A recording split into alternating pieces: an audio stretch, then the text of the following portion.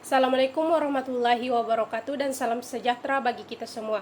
Yang terhormat dosen pengampu mata kuliah biomedik, Bapak Hairul Fadli Mukhtar Lutfi M, Sarjana Farmasi, Magister Biomedik, serta teman-teman sekalian yang saya banggakan. Puja dan puji syukur saya panjatkan terhadap Allah Subhanahu wa Ta'ala yang telah memberikan saya nikmat sehingga saya bisa mempresentasikan materi pada kali ini. Sebelumnya, perkenalkan nama saya Gina Saputri dengan NIM 230306501002 dari kelas D Prodi Fisioterapi Fakultas Ilmu Keolahragaan dan Kesehatan Universitas Negeri Makassar Angkatan 2023. Adapun materi yang akan saya presentasikan pada saat ini adalah mengenai obat omeprazol. Jadi, apa itu omeprazol? Omeprazol merupakan obat golongan proton pump inhibitor atau PPI yang digunakan untuk pengelolaan penyakit yang berhubungan dengan peningkatan asam lambung seperti ulcus pepticum, gastritis akibat infeksi Helicobacter pylori, dan gastroesophageal reflux disease atau GERD. Omeprazol yang merupakan obat golongan PPI memiliki keunggulan dibandingkan dengan obat penurun asam lain dalam segi toleransinya, keamanan, serta kemampuan penghambatan asam. Berikut adalah contoh kemasan dari obat omeprazol. Selanjutnya adalah indikasi. Yang pertama, omeprazol diindikasikan untuk pengobatan jangka pendek penyakit tukak lambung pada orang dewasa, di mana sebagian besar pasien sembuh dalam waktu 4 minggu. Yang kedua, pasien dengan penyakit tukak duodenum dan infeksi H. pylori yang aktif hingga 1 tahun dapat memperoleh manfaat dari terapi kombinasi omeprazol dengan clarithromycin, amoxicillin, dan metronidazole. Studi menunjukkan bahwa kekambuhan tukak duodenum dengan pengobatan H. pylori dan penurunan tingkat resistensi clarithromycin dengan terapi 4 kali lipat. Yang ketiga, omeprazol juga diindikasikan untuk tukak lambung pada orang dewasa. Indikasi selanjutnya adalah omeprazol diindikasikan untuk penyakit reflux gastroesophageal pada populasi anak-anak dan dewasa. Omeprazol juga diindikasikan untuk penyembuhan esofagitis erosif pada orang dewasa dan anak-anak. Omeprazol diindikasikan untuk kondisi yang rentan terhadap hipersekresi seperti sindrom Zollinger-Ellison, adenoma endokrin multiple, dan mastositosis sistemik pada orang dewasa. Yang terakhir, omeprazol juga diindikasikan pada sakit MAH tanpa komplikasi atau penggunaan OTC. Selanjutnya adalah farmakodinamik.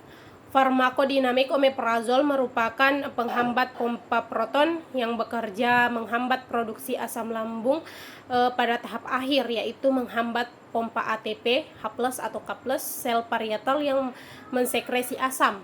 Omeprazol memerlukan hidrogen ion yang terkonsentrasi tinggi untuk dapat diaktifasi sebelum berikatan dengan pompa proton.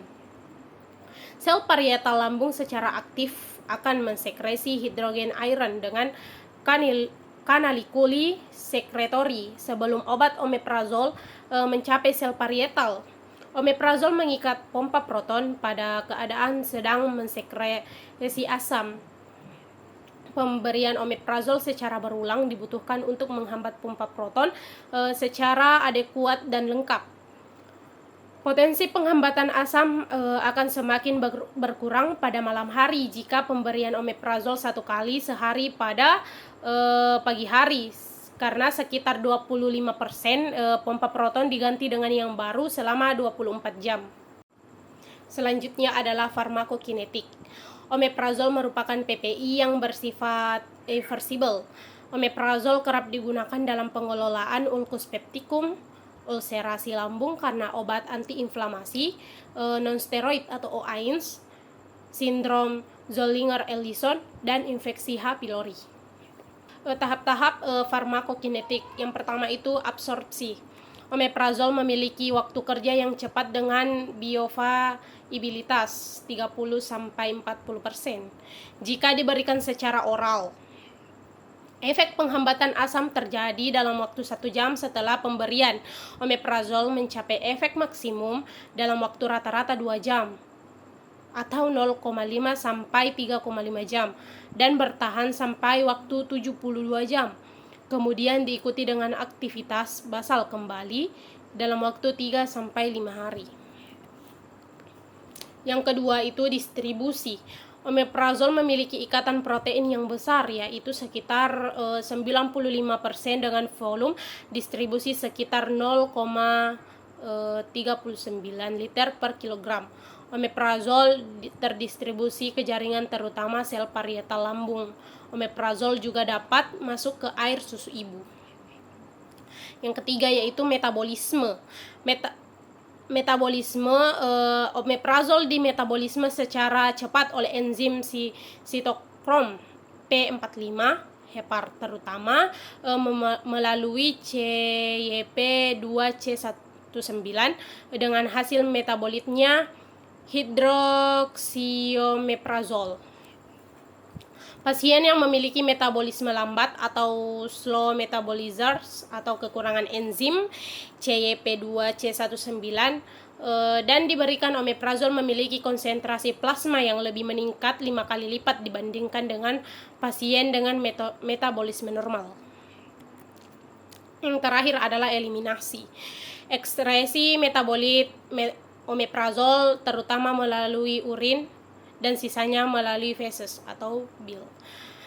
Omeprazol memiliki waktu paruh yang pendek, sekitar 30 menit sampai 1 jam pada pasien tanpa gangguan fungsi organ, sedangkan pada pasien dengan gangguan fungsi organ hati memiliki waktu paruh yang lebih lama, yaitu 3 jam.